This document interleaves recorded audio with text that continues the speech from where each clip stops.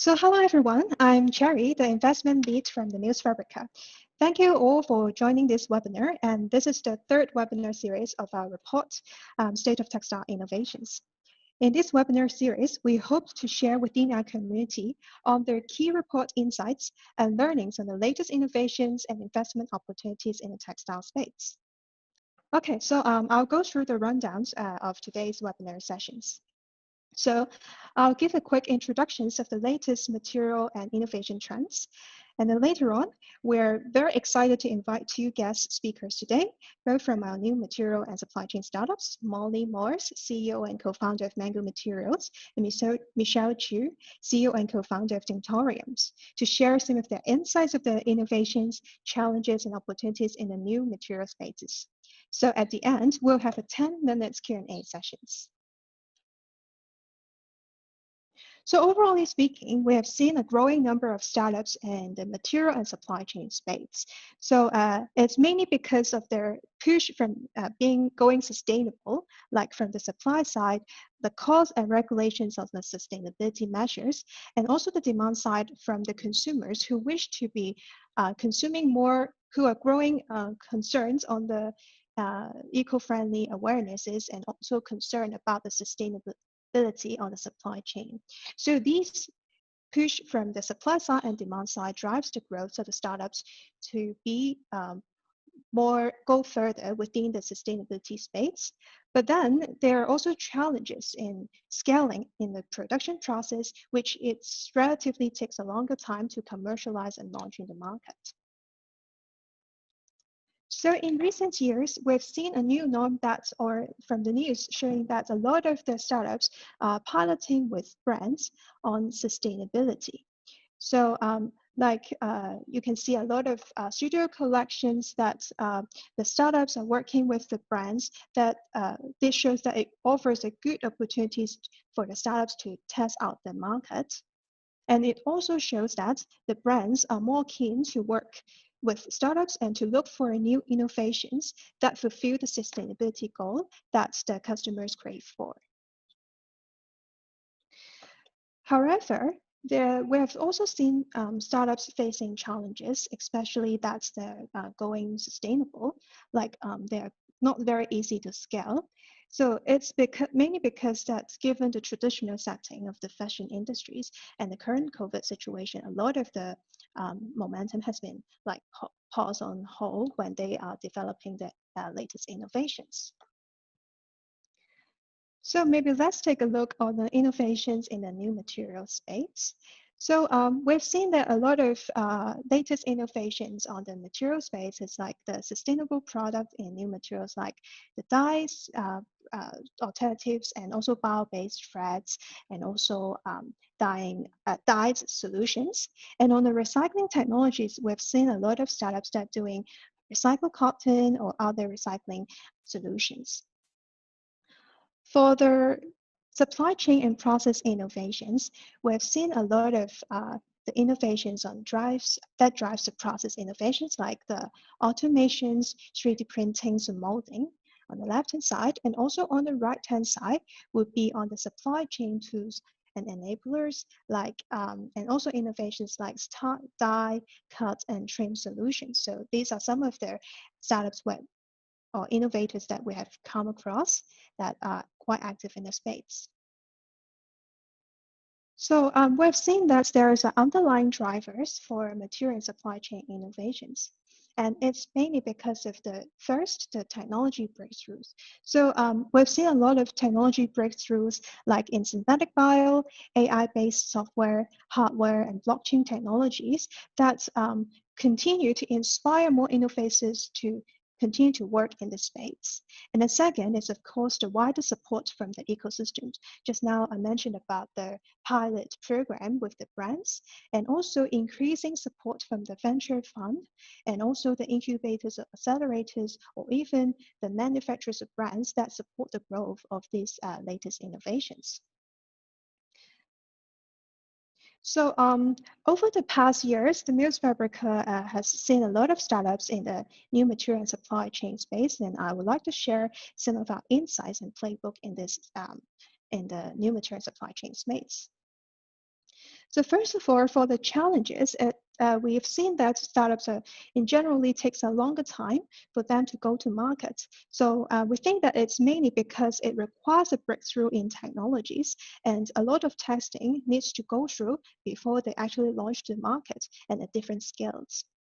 And the second is the high capex that involved. So a lot of these startups would require some production facilities in order for setting up the production facilities in order to further develop the technologies.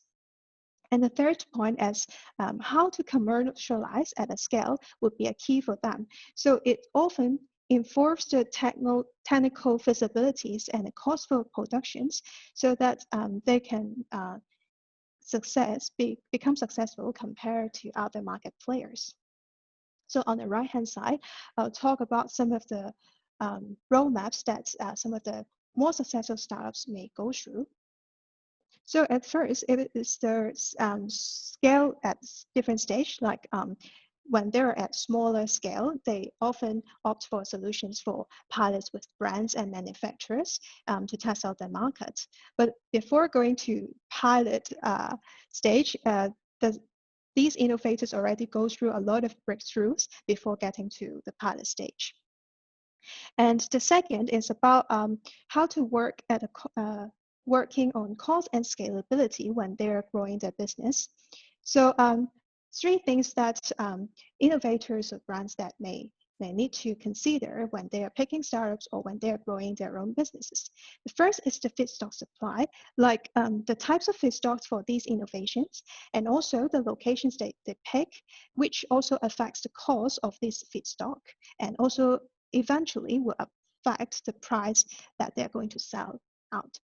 And the second is the business model they've chosen, like whether it is licensing the tech or producing their own brand eventually.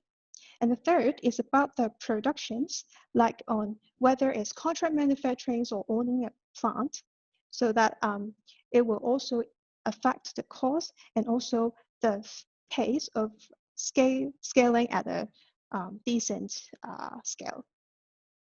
So I think these are some of the areas that the startups may need to think of and when they're growing the business, but then there's no right or wrong answer of which path that they are going to pick. So after hearing some of this background information, so let's kickstart of our panel discussions. So today we are very excited to have Molly and Michelle to be our panel speaker. So Molly is the co-founder and CEO of Mango Materials, and she received a PhD focuses on the aerobic biodegradation and biocomposites for building industries, which obtained from Stanford University, and also further focuses on her research on bio-based and biodegradable materials. And also Michelle, CEO and co-founder of Tinctorium, who have extensive experiences in strategy, operations, marketing, and previously has experiences in working in consulting industries. So welcome, Molly and Michelle. Hi. Thank you, Cherry. Hi, Hi. everyone. Hi. So welcome you all. So I think as a start, maybe you can share with us what does your company do? So maybe, yeah, feel free. Yeah, I can go, I guess. So my name is Molly Morris. I'm the CEO and co-founder of Mango Materials. We are a startup company located in the San Francisco Bay Area.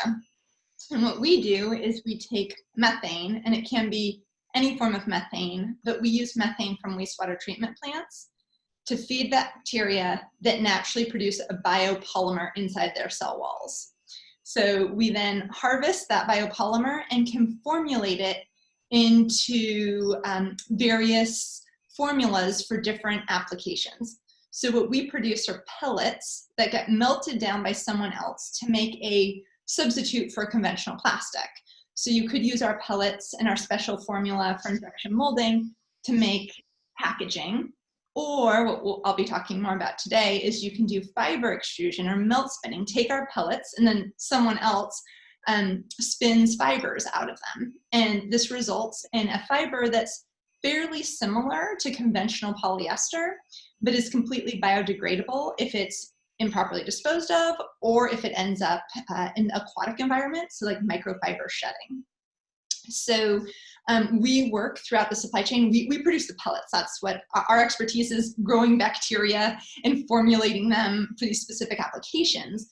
But because you can use this with for textile applications, we actually work with brand end users. So like my PhD, as Sherry mentioned, is anaerobic biodegradation of polymers. It's not in selling shoes or jackets or anything related to fashion, but that's why we have these partners who pull it through, and then we work with the melt processors because our material, it's a different molecule, so it melts a little differently. So we partner through the supply chain to make sure the material's working. So we're working on a number of different applications, both in fiber or textiles fashion, but also in things like beauty packaging as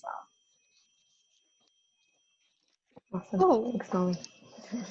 And hi, everyone. My name is Michelle. I'm the CEO of Tinctorium. We are a relatively new startup founded in 2019. Basically a biotechnology company working to make the world of color more sustainable. And our starting point is the indigo for the denim industry. What I mean by more sustainable sources of color is that instead of kind of traditional plant-based dyes, or even kind of more, I guess more commonly today, traditional petrochemical-based dyes, we are using bacteria, microbes, and feeding them sugar and having them grow the dye source itself. With our first specific application in indigo, we're able to reduce toxic chemicals both in that production process as well as in the application process of the indigo on denim. So we are working in collaboration with both mills and brand partners, or I should say brand partners and their mills, in order to get our technology integrated. cool. So I guess when you first started your business or find out these innovations, that you may also see some of the existing challenges in the traditional industries, fashion industries, so that your tech can tackle this sort of problem. So can you elaborate more about how exactly your tech or your innovations can help solve the fashion industries? Yeah. Maybe I can start, because I think one comment that I want to make at the outset of this is just that there are so many problems in the fashion industry. So even sort of Molly and I together couldn't, tackle all of them. And I think I love the, report that has been recently compiled. I think there is a growing amount of both innovation in the sustainability space and innovations itself in startup companies in the innovation space. And yet I don't think it's nearly enough yet for fashion. I think there's a lot more work to be done. Now, that caveat kind of being said, I think the specific problem in the fashion industry that we are kind of trying to tackle at Tinctorium is really around the production of dyes and the sort of reliance on toxic chemicals in that production process.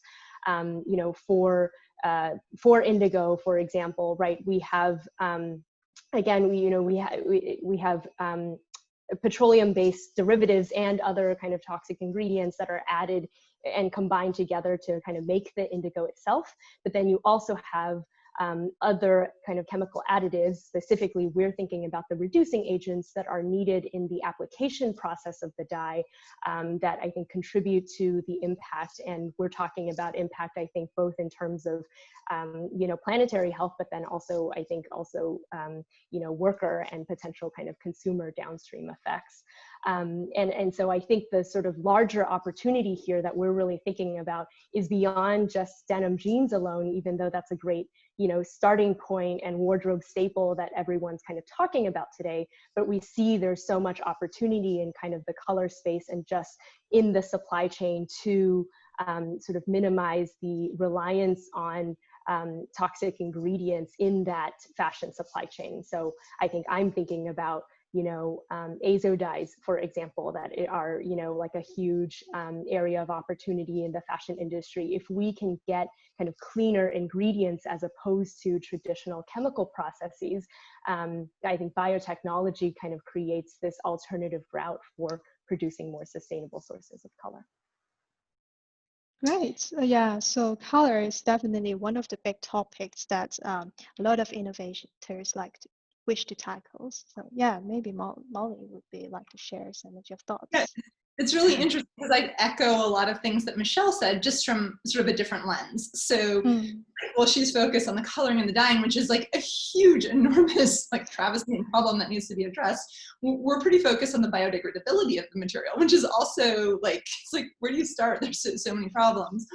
But so our whole motivation for our company really surrounds the problem of persistent and polluting plastics, specifically in the ocean. So that's really at the forefront of what we are trying to address.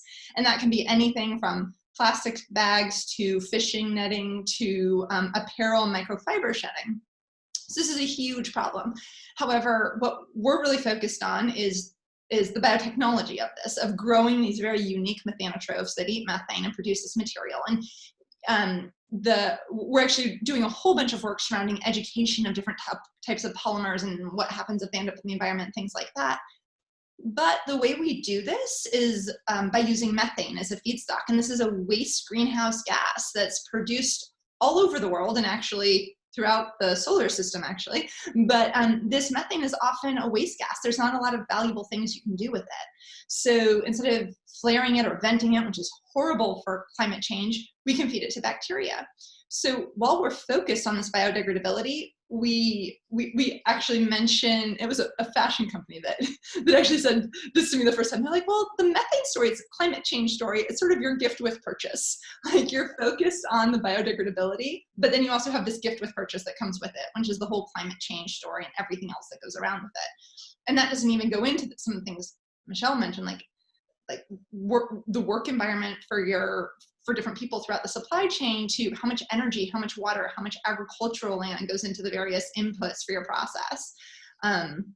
There's just so much to think about. And if you look at things like life cycle assessment, there's just so many different lenses to view this with that it gets so complicated so quickly.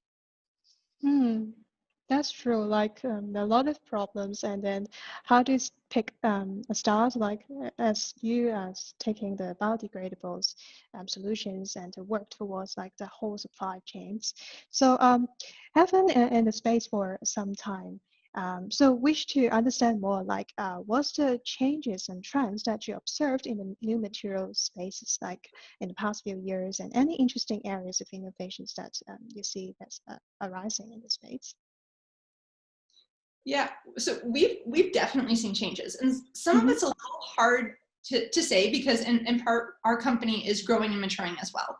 So are you seeing this and are you hearing these different anecdotes because we have a wider network and we're commercially more advanced, so more people are not willing to have conversations with us, but like it's easier for us to get in the door or whatever. Whereas like early on, that would take a lot of energy. But the one thing I really wanted to say, I think, has changed, and I think it's probably goes back to the media or something like that, is the changes in the media or in the world or throughout the global population of planet Earth. We've really seriously seen massive changes in these environmental concerns.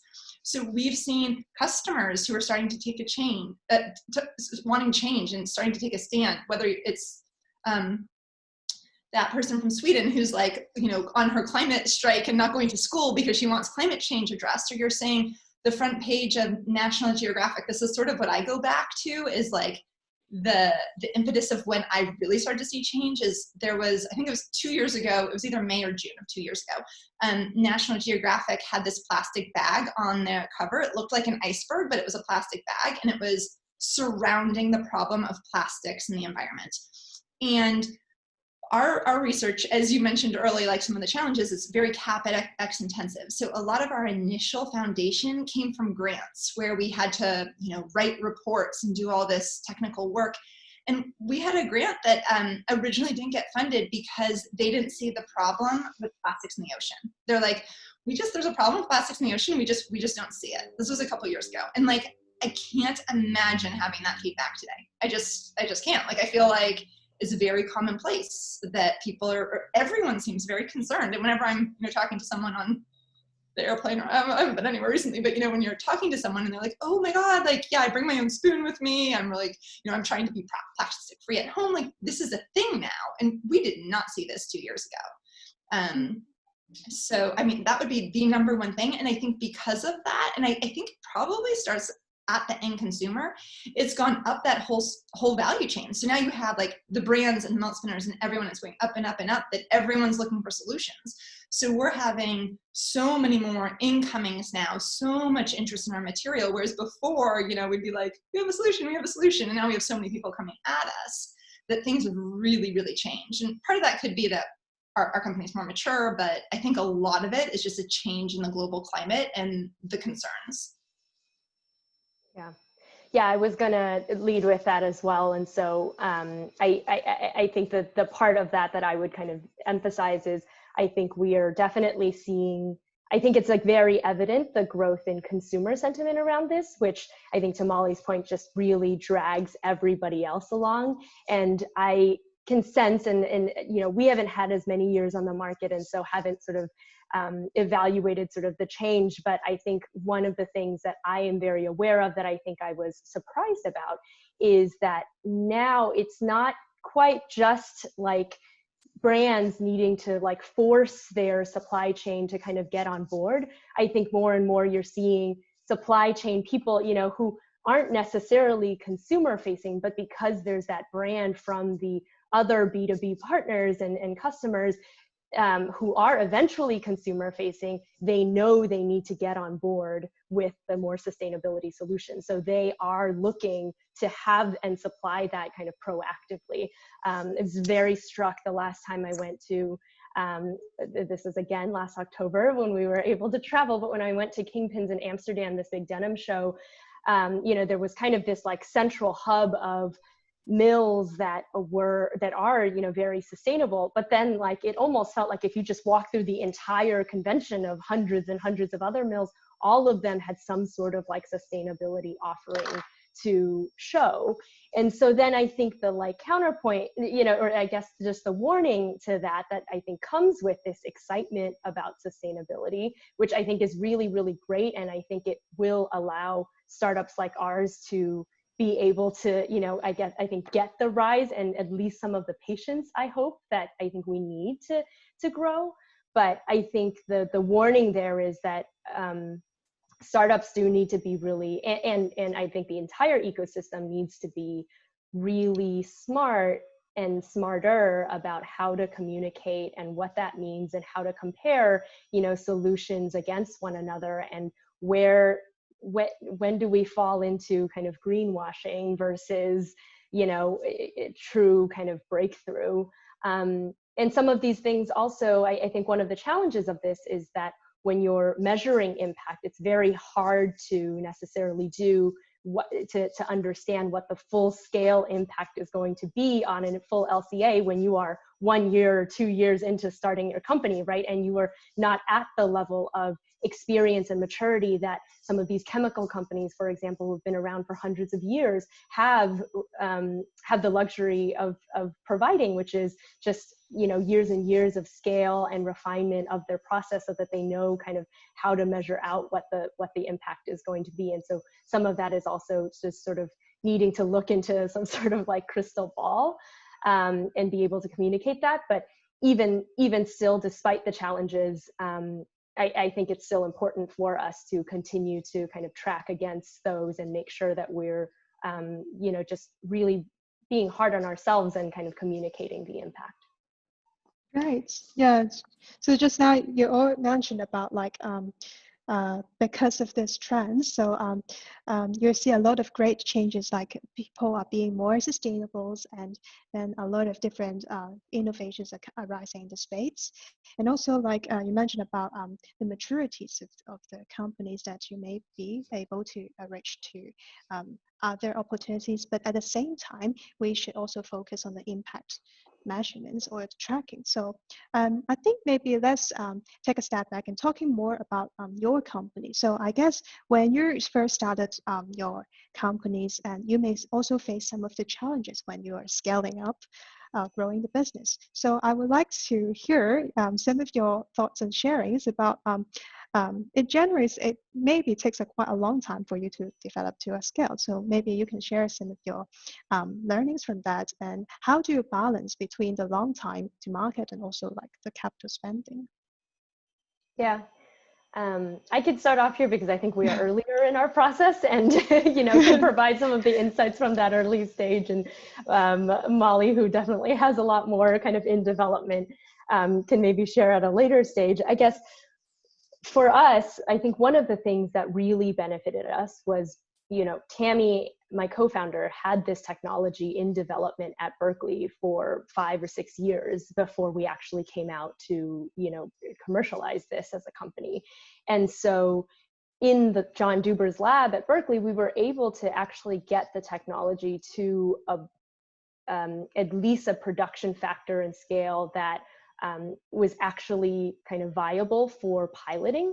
And that was immensely helpful for us. So when we started in 2019, we were basically already able to go into kind of like a local small CMO that and produce something at the 300 liter scale, so that we can then feed it into like a small prototype denim machine. And though that's not the same as feeding it into the giant machines that are actually required for sample creation in the denim industry, it was certainly kind of a leg up. And I think the consistent feedback that we got in our fundraising process was, a lot of people were really impressed that as basically a pre-seed company at that time, we were already able to produce at that 300 liter scale. So one kind of learning, I guess, along the way is just, I think we are grateful that we did incubate that technology for a while and had just that solid foundation to build on.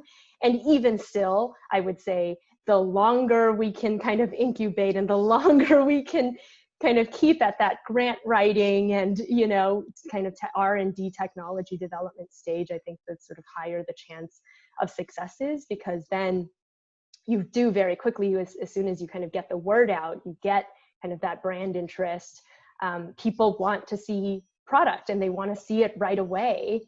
And you run into kind of the harder conversations around, well, the next time we are doing a production that is large enough to actually fulfill the kind of scale that you're looking for is next year. And people instead are expecting the answer of like next week or a couple months from now. So we definitely have to be a little bit kind of careful about that. And so as we are, so now Tinctorium is kind of at the stage where it's building towards its basically next pilot line, or its first pilot line, but it's next stage of that scale. And like I said, because these denim machines are so big, it is quite a big jump from the 300 liters we were doing before. And I think in this stage of the process, we are not at a point where we are regularly producing so that we're building our own factory or anything yet. And so what we're doing right now is working with contract manufacturing organizations. And this is definitely one area where I'll say I think the synthetic biology industry is benefited by the fact that there has been a couple decades, I think, of development now and infrastructure that's out there to help support companies like us.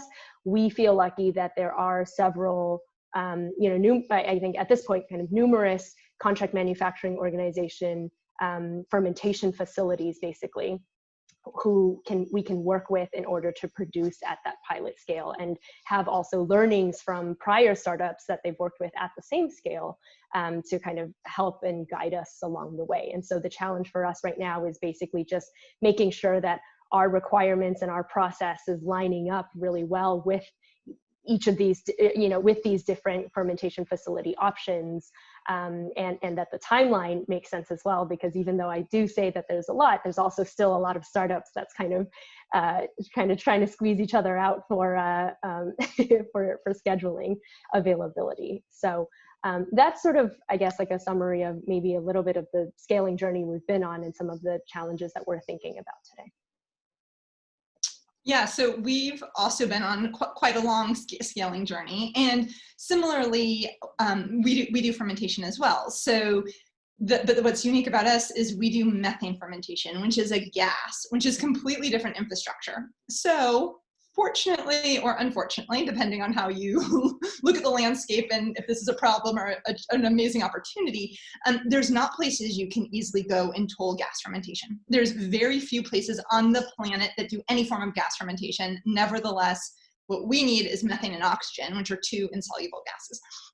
So there are a couple other gas fermentation technologies. Actually, on Cherry's slides, there was Lonzatec, which is also gas fermentation, different gas, carbon monoxide, so different bacteria, different process, but still it's gas fermentation. Still, if Lonzatec was to toll their facility, it wouldn't actually work effectively for us.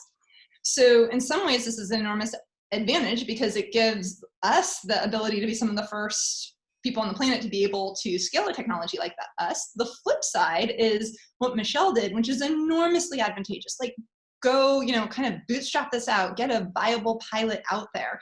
So advantageous. We couldn't do that with the methane fermentation. We had to build it ourselves.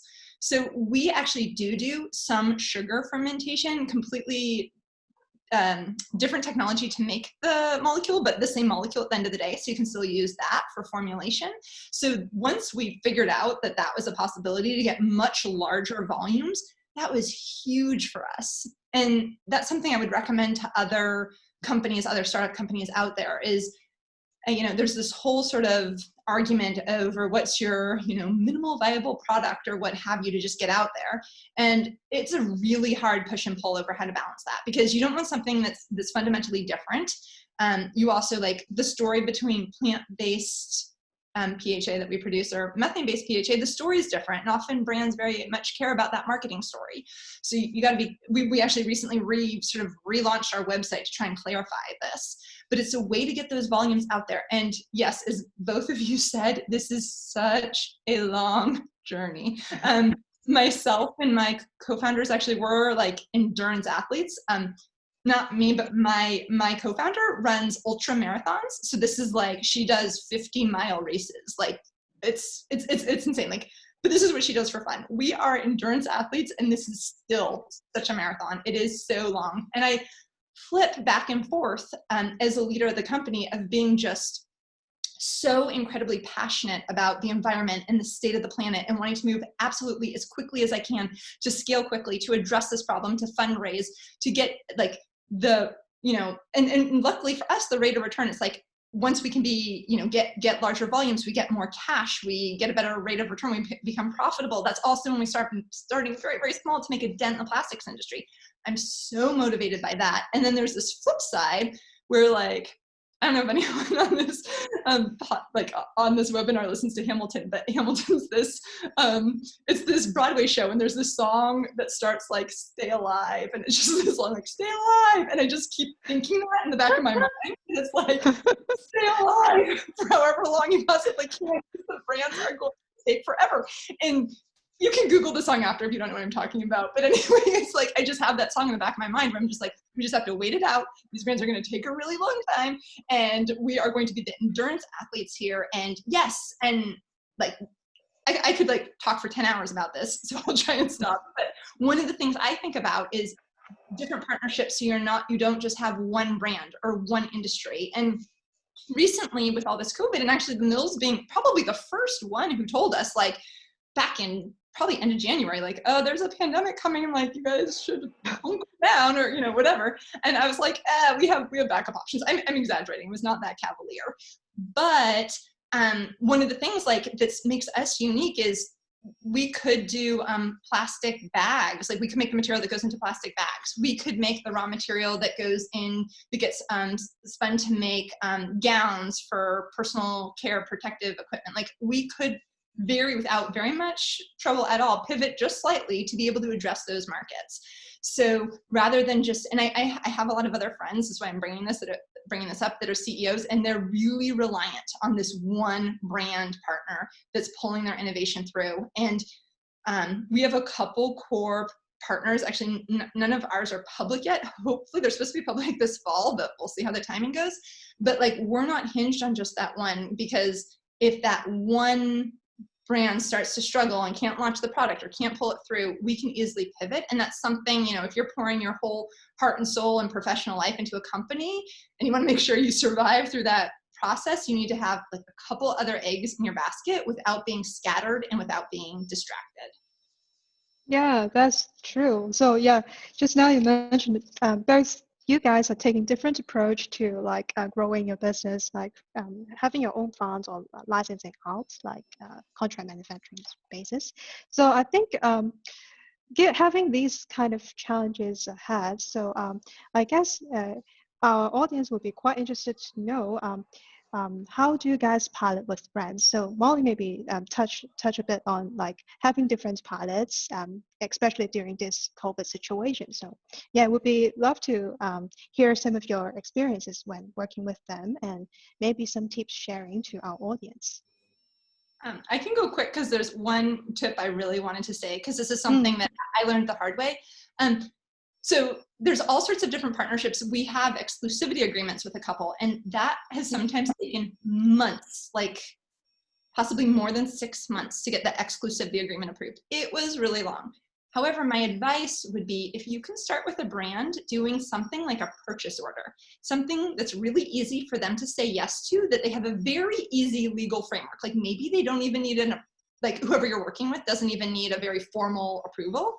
That would be my number one advice. And so I think one of our early partnerships or interactions in the fashion side made it look like we were selling a very small volume of material for like $25,000, but it was just an easy way to work with the what we saw as the bureaucracy of the brand as a startup company. So it's just something that I wish I had known earlier, because now we do that again and again. We're like, okay, this is how we start. It's a purchase order, and we do this little trial, and it's like so easy for them to say yes to. And like ultimately, we've gotten to the exclusivity agreement with multiple companies now, and we've got the process down. But my advice would be start with a purchase order. It's gonna especially talk to them and be like, how much can you approve without like going to your boss, or how much can you easily approve by your boss? Like if you can kind of back triangulate that, it can make it a lot easier.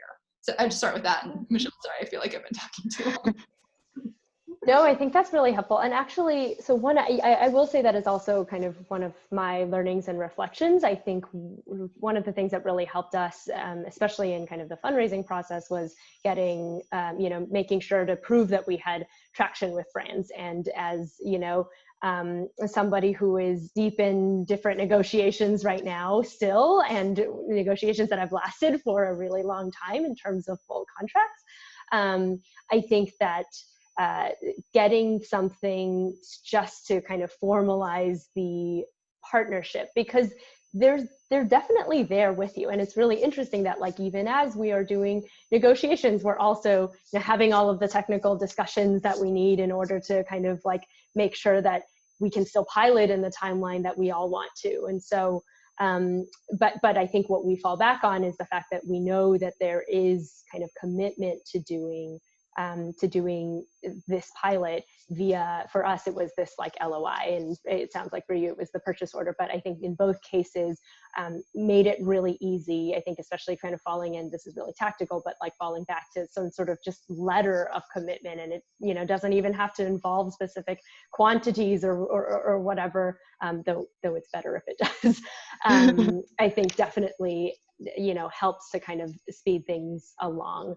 I guess couple other, I think learnings for us, and I think cognizant that, the folks on the audience members here are, maybe some participants from brands as well as, some investors as well. But I guess I think another thing that helped us also make our decision as we were kind of thinking through pilot options was also just, and that has continued to be helpful for us, I think, through kind of the collaboration process, is also having the right champion at a brand, somebody who is kind of technically aware and able to kind of engage with us on that end of things, but then also kind of connected enough that they can push this through the whole organization. One of the things that we really appreciated with one of our first partners was the fact that, you know, after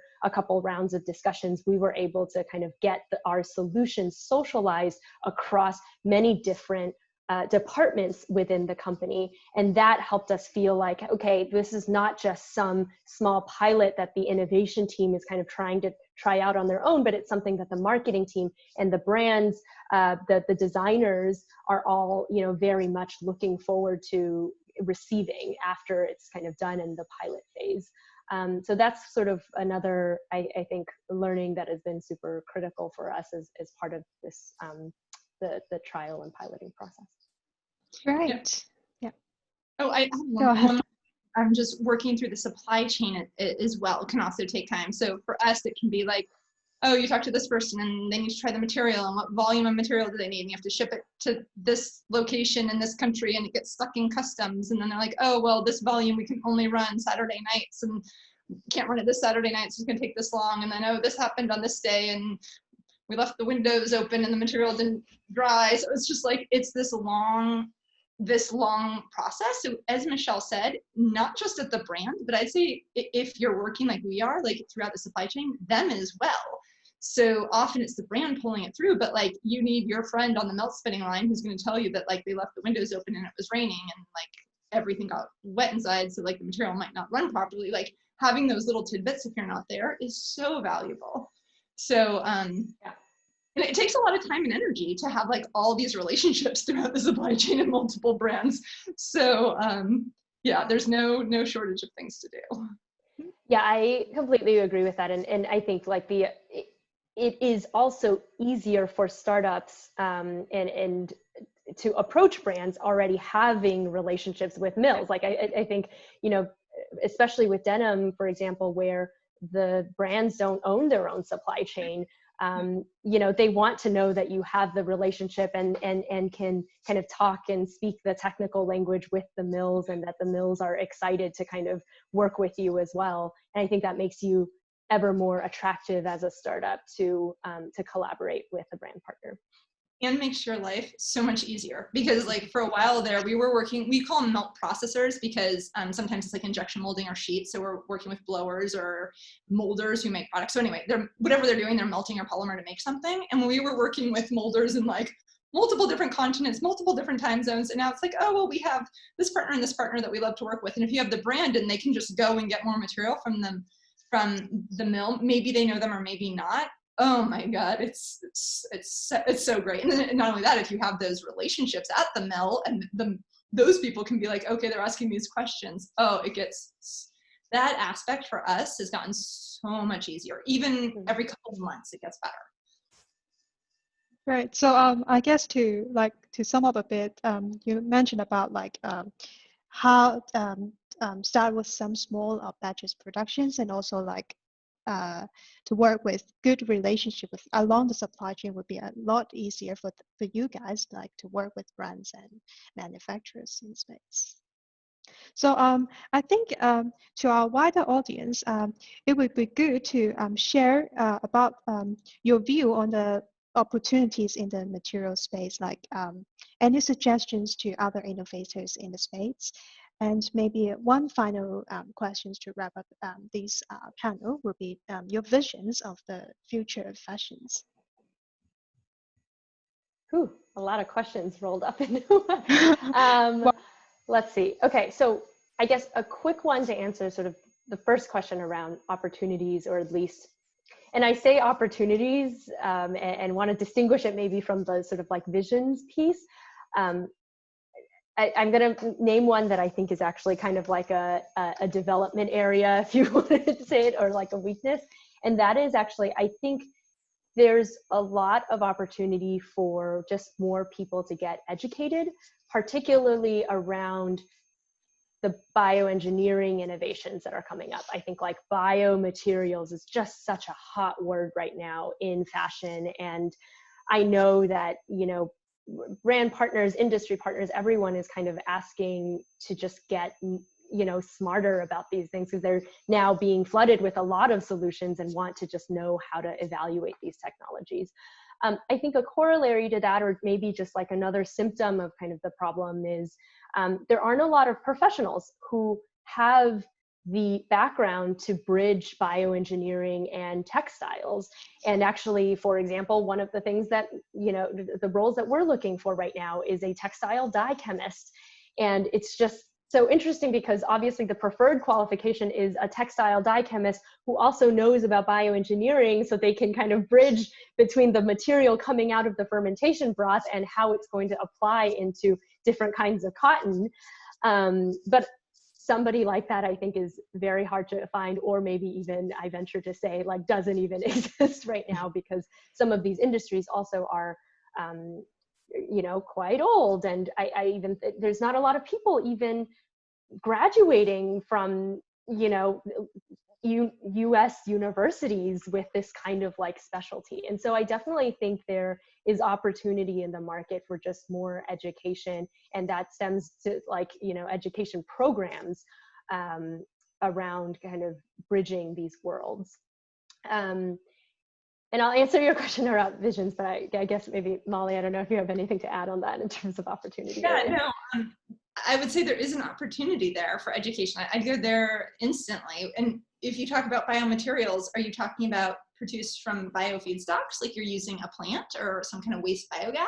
You're talking about that you use biology to make it, you use bacteria, or you're talking about what happens to it at the end of its life. Is it biodegradable? Like, oh my God, I have a PhD in this. And even just now I actually got a shipment and it came from the UK and there was some film in it and it said it was biodegradable. And I looked at it and I stretched it and I was like, I was telling my husband, like, the elongation of this, there is no way this is either this or this. And I'm like, this is somehow greenwashing. I went and looked it up. And like, yeah, I have a PhD in biodegradability. I had to look up what the material was. And I was like, yep, it's greenwashing.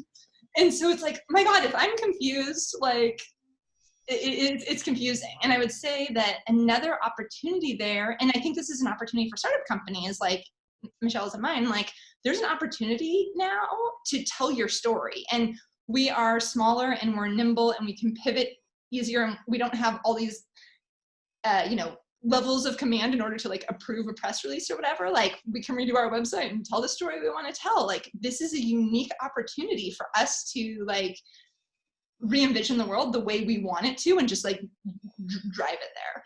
So I guess that's what I say in terms of opportunity. And then I guess I'll go for the vision one and then you can go back to Michelle. I would say that that's my vision, is transforming the plastics industry from a planetary threat into an environmentally friendly closed process.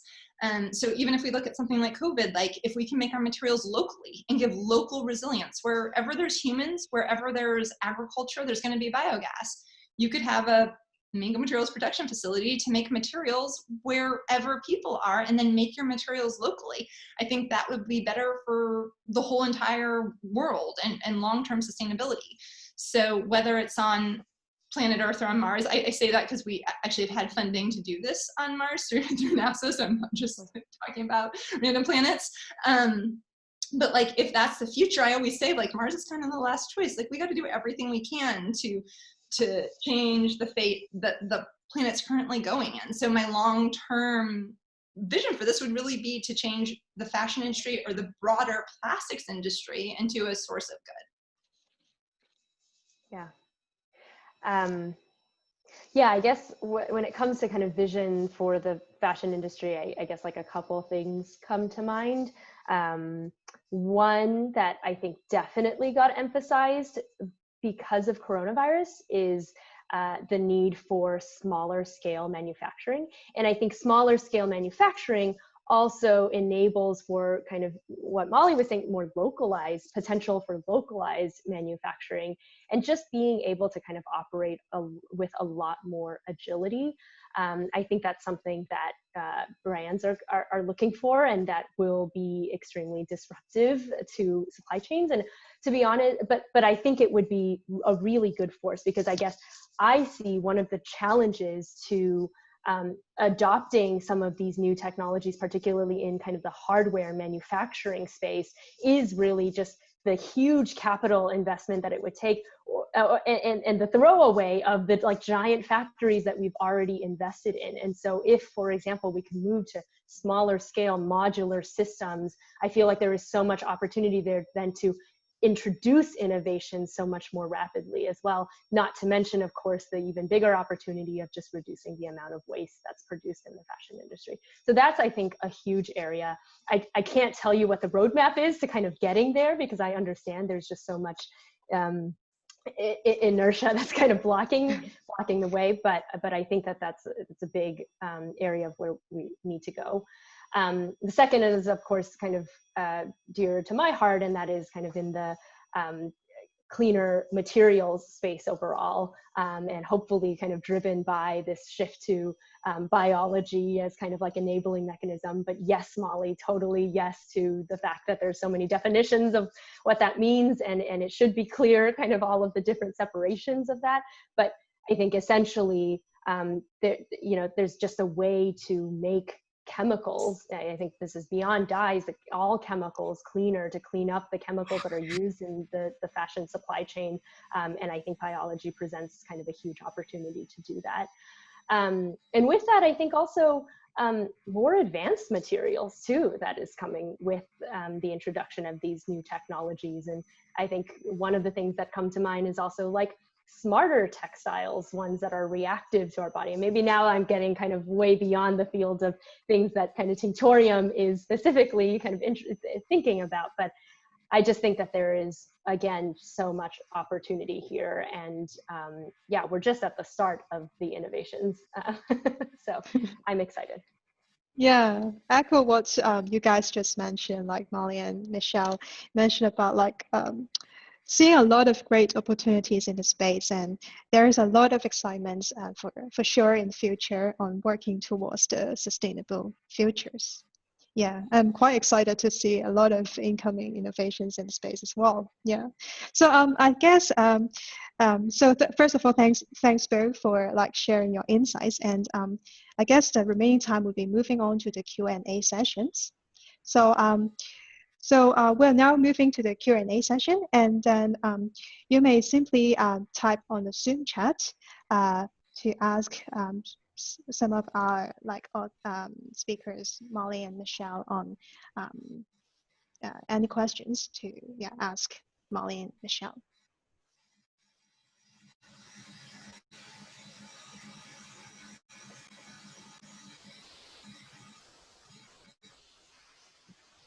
So meanwhile, you can also fill in the survey to give us your valuable feedback to share shaping our future webinars. So we received one incoming questions from Sally Ju. So she mentioned about like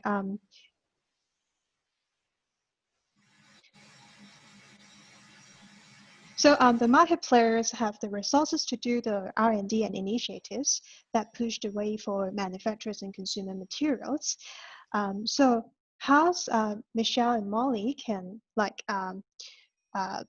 think that they can compete with other like established that kind of establishments, and also push for sustainability?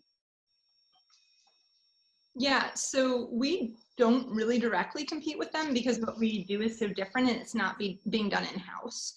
Like, yes, like BASF or DSM or somebody could have done the work that we're doing, or like SK Innovation or something in South Korea, but nobody is. So we offer this unique value proposition, and that's why they're partnering with us. So we are partnering with larger sort of companies right now that have larger R&D budgets that help fund us. But ultimately, once we've worked through those agreements with them, then we can go out and we can also work with smaller brands that also, the smaller brands don't have the bigger R&D, but they'll benefit once the material's scaled and been more commercialized. Yeah, I mean, I think frankly, these large brands have so many priorities. And if you just even think about sort of what Molly and I were talking about in terms of the time it takes to kind of make decisions or get into agreements together, it's, I think it becomes really clear. I think part of our, potential disadvantage that is kind of being implied here is also one of our advantages, is just being able to move really quickly, get that head start on developing out the technology, and kind of getting that focus to this specific application, and something unique that I think many of these players, didn't have a lot of kind of insight into before. Terry, do you want me to quickly take the next one? Sure. I think they, he directly mentioned about like how's the scalability and the price ranges. Yeah, so I was going to say, first off, our materials most similar to conventional synthetic polyester. It's not very similar to cotton or hemp. It's a PHA, which is a naturally occurring biopolyester. And in terms of price, we're very, very dependent on scale.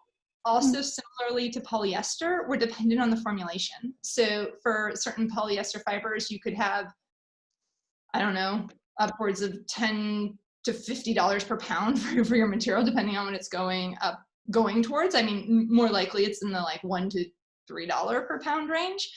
Our material is so dependent on scale that we generally are working on it as part of an exclusivity agreement that we're getting paid for. So we generally factor in like a price of $10 per pound, which is more expensive than conventional polyester, but we also have factored in there for our time and other things.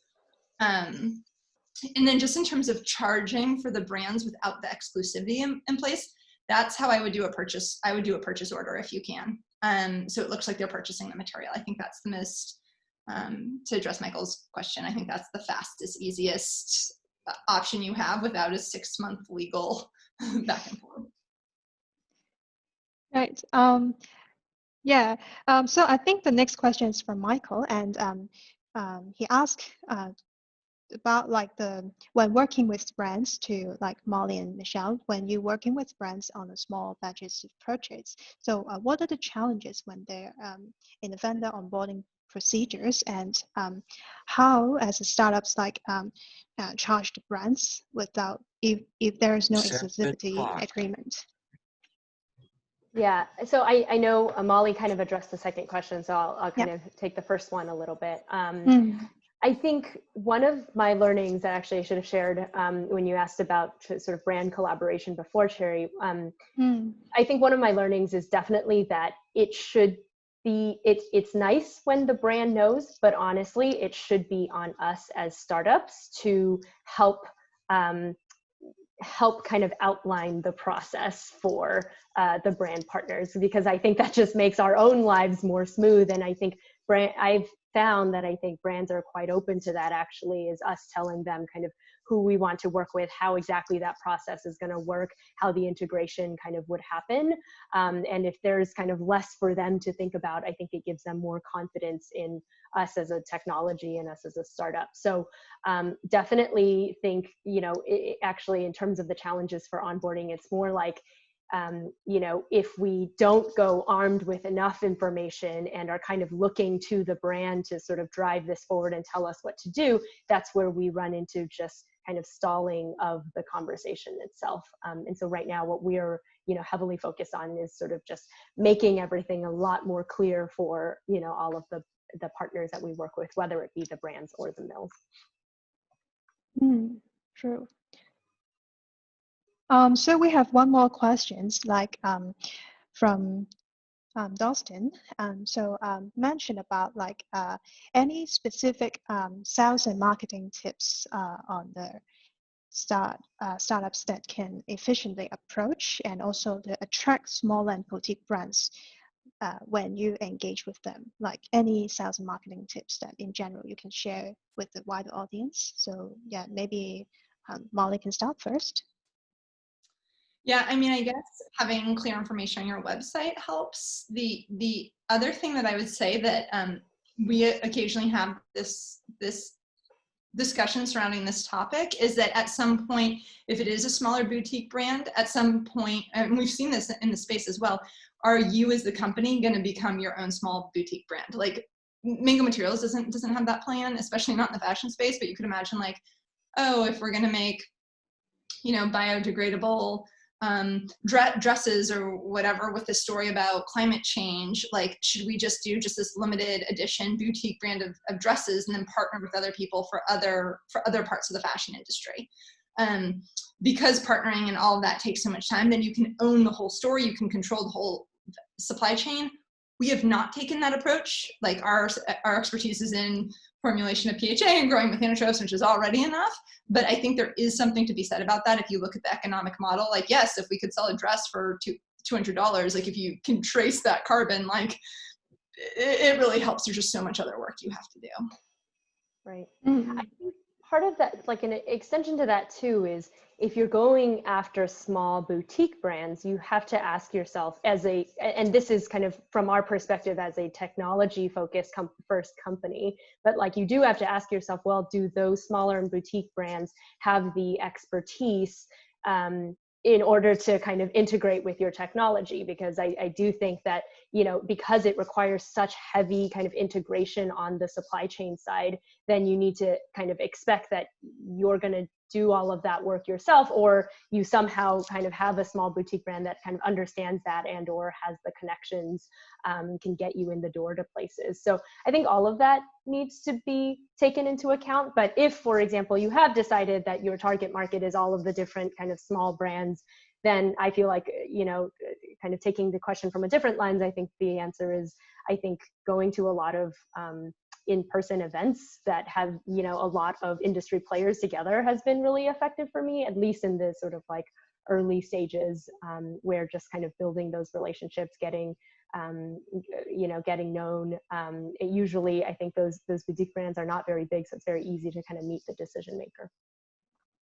Right. So I guess we'll take one final questions from the audience. Is Ali Chang. So she mentioned about like your approach when you work with the manufacturing sector, especially when they are encountering some immense uncertainty now. So what's your advice or sharing on how to show your quantifiable benefits to these manufacturing sector? Or simply how do you like approach them and offering some kind of attractive points to them?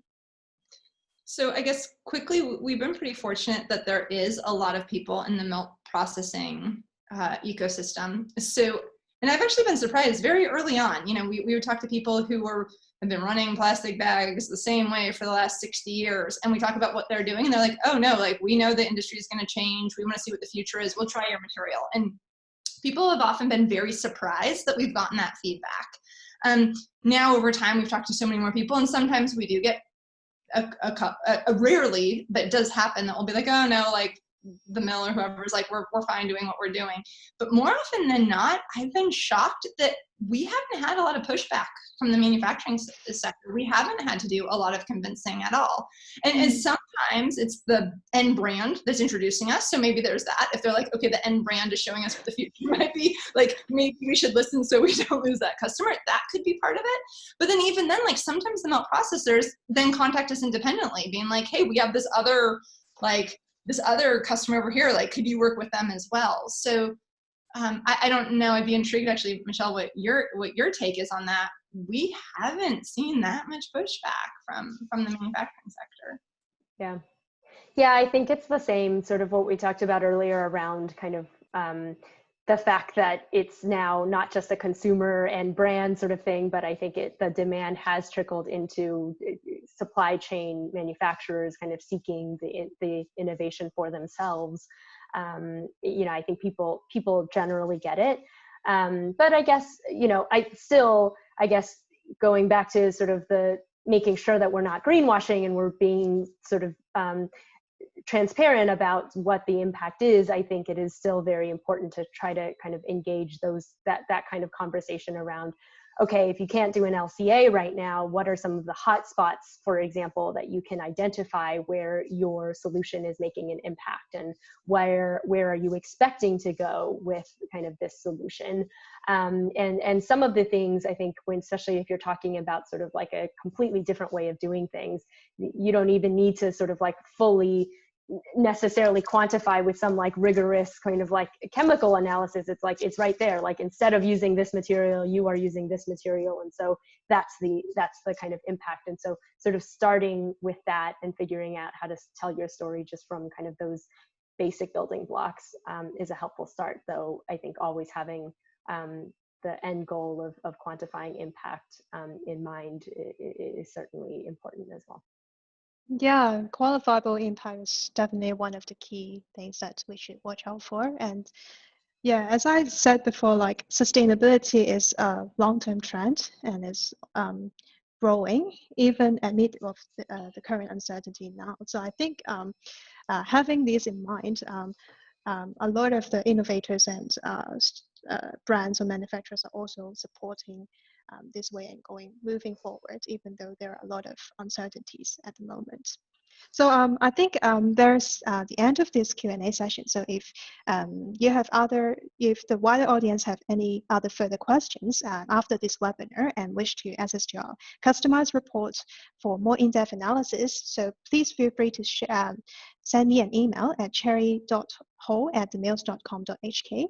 So and last, I would like to thank you, Molly and Michelle, for joining us today as this panel discussions, and also share a lot of your valuable insights to us and our wider audience. Thanks a lot. Thanks, Cherry. Thank you. Thanks, So thanks everyone. thank you. So I'd like to take this opportunity to share a bit like our customized reports. So we're also covering some of the textile landscape, innovations models, and some of the playbooks within different thesis areas. So yeah, feel free to send me an email if you are interested for a customized report. And we also have a deep dive sessions in the end of June. So it's about a deep dive sessions on the textile brands and new retail experiences. So if you are interested, stay tuned to our upcoming webinar sessions. So alongside with this report series, if you are interested to get insights, get access to future reports and more customized offerings from us, so we're also launching a new corporate initiatives that focus on innovation content and also events. So you're invited to join us as an early bird member from June and to December 2020, where you can gain exclusive access to like the research reports, events or educational workshops, and also some monthly newsletter and industry updates. So if you're interested, scan the QR code on screen and to fill in the survey, and we'll hear feedback from you. So this is the end for these webinar sessions. Thank you for all your participation. And once again, thank you, Michelle and Molly, on joining us on these sessions. So we hope to see you all on the next webinar session. Thank you.